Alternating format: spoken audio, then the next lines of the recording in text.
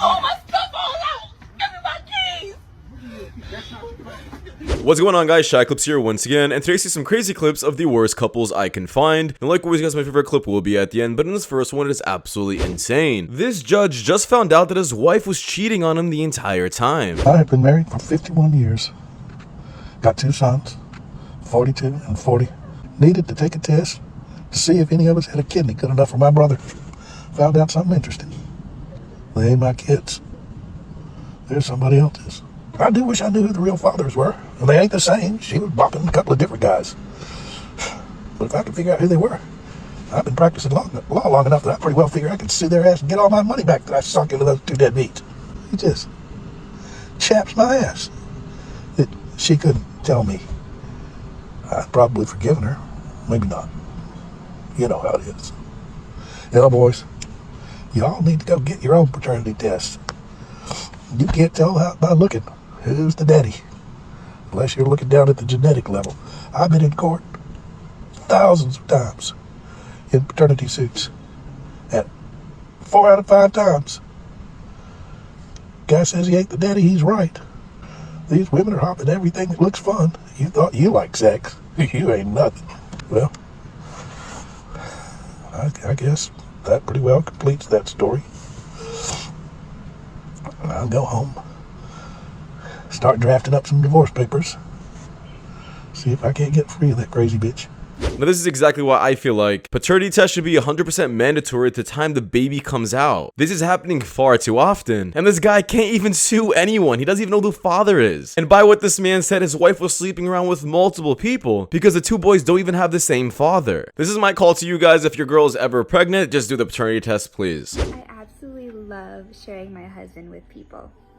We have been swingers for 11 years and it is so much fun. Sometimes we film it and we get to share that with other people.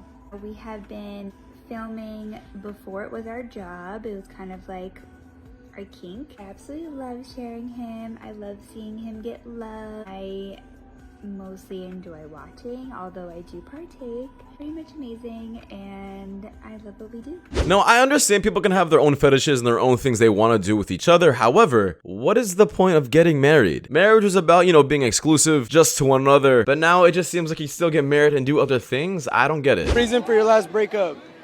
Oh shit. Hold on. We weren't in love with each other anymore, and I also fucked our best friend. Oh shit. Damn! Y'all's best friend or yeah, and I told him about it at the end. I told him, hey, like, I can't be with you anymore because I don't love you and I fucked your best friend. You just absolutely gotta love how she's just laughing about the entire thing, and now she doesn't even feel any regret at all. Great job sharing with the world you're a horrible person. I think body count matters. Why would that matter at all? So it doesn't matter to you? No. What is your body count if you had to guess? Hundreds for sure. 100, 200, 300. I lost track after 80 when I was like 19. How old are you now? 24. You've had some years to rack up the numbers a bit. Any advice for people that maybe want to start? Who want to get started in the industry? Want to start racking bodies? Racking bodies. Well, Maybe. now I don't too many new people because I just everyone in the industry. And then preferred size. If this is the base. Maybe like that's pretty good. Maybe 6. Yeah. I like a right good there. regular boyfriend. Just because body count doesn't matter to her doesn't mean it doesn't matter in general. We probably should not be taking advice from a person who does OnlyFans and adult content, and I really do hope other women don't follow her lead because she's clearly not a good example. When I was married, my wife came with her daughter. I took care of both of them. That wasn't my daughter. I know what I was doing. I understand how it go when you raise somebody else's child. You basically setting yourself up to get told fuck you later on in life because of the mentality of the westernized woman. The westernized woman, if you raise her child, you help her raise her child. After her child is raised, they both will tell you fuck you and won't near one of them be in your life. And will make it seem like you the reason.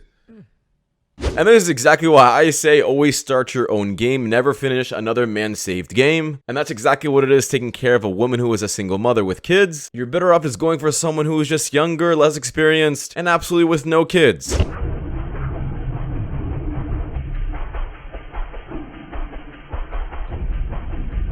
The the biggest mistake you can make in 2023? Dating. Why? Biggest financial mistake, biggest risk, and there's a low percentage of return. You can go on 5 dates a week and never talk to these people again. Could cost you thousands of dollars a week, especially in Miami. What if someone wants to find the right one for them? That's the bad part, because it's basically the necessary evil that you have to do. Now this guy's 100% correct. A man can set himself so far back just trying to find the right girl. I'm a single mom by choice. Of course, people ask me if I use the same donor when they find out I'm pregnant again. I'm a single mom by choice. Of course, my reproductive endocrinologist is the first person I call when I'm ready to have another kid. I'm a single mom by choice. Of course, people tell me they were going to do this too, but then they got into a relationship.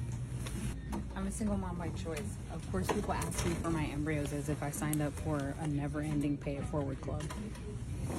I'm a single mom by choice. Of course, random men tell me they would have been my sperm donor when they find out. No thanks. I'm not sure who would ever try doing this, and we should definitely not make this a trend. Why would you purposely make yourself a single mother? And why is she advertising herself like everybody wants to be like her? No one does, trust me.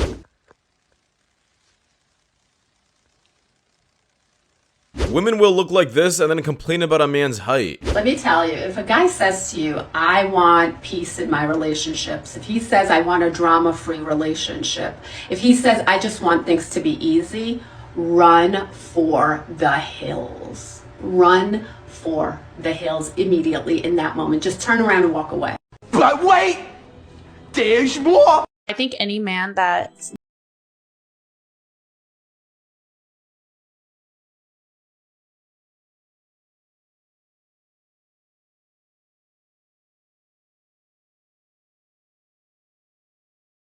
So a man is apparently a bad guy if he just wants peace in his life, especially when it comes to his woman. A man is supposed to be providing and protecting for you, doing every single thing for you. But the moment he just simply says he wants peace, they're apparently a bad guy. The guy your soulmate was the guy who literally plays video games every single night. Ladies, aren't you tired of dating these guys with those pesky hobbies and passions? There you are, scrolling on your phone for 4 hours straight or watching your brainless copy-paste reality TV shows, and he's off having fun. He's off building Legos, playing video games, watching sports, going to the gym. Wouldn't you rather have somebody whose entire world revolves around you? He obeys your every command, follows you wherever you go, does anything that you want, worships you. Let me introduce you to the dog. Yeah, this is exactly what I mean. There are just some stupid red flags out there where a man is simply unable to be happy anymore. For having simple hobbies, apparently a woman will take that as a red flag. 44, have you ever been married before?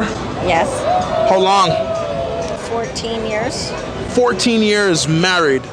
Well, I was with him. We were married like 10. I'm actually still technically married.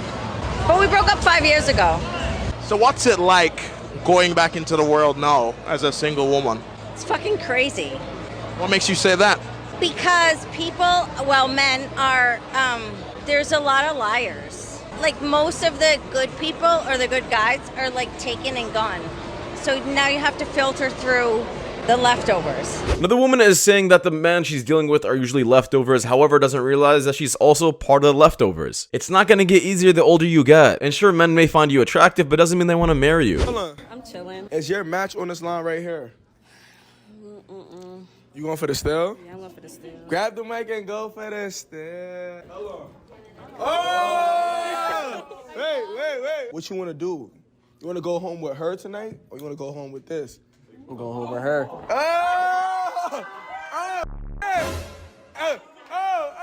Yo, why you hiding? Why you hiding? I mean, what do you expect is gonna happen on these kind of shows? Obviously, if you're willing to put yourself in this kind of situation, you gotta take on the risk as well. Keys in. Give me my keys. Can I be his dang go? Give me his dang on jacket. There you go. You wrong as hell for that shit. You wrong. What did you do? Give me my dang. Take that shit. No, you're not doing this shit. Give me my keys. Give me my no. Give me my keys. Give me my keys. Stop throwing my stuff all out. Give me my keys. That is my car. Give it to me now. Stop! Damn it! Now, the interesting part about this clip is the fact that he actually cheated and she didn't. However, she ended up asking him some serious questions, got a little bit suspicious, and he just didn't want to deal with it anymore and kicked her and her kids out. Now, in my opinion, guys, if you do not have a plan B about who's going to take care of you or where you're going to go, and this person is pretty much letting you live in his place, do not push them for cheating because you do not have a plan B. You have everything to lose and they have nothing to lose. But you guys can take the advice or not, but that does wrap it up. So you guys much for watching. If you guys want more content just like this, please click links you guys see at the top of the screen. It does help my channel a lot. But see you guys in the next one. Take care. Peace.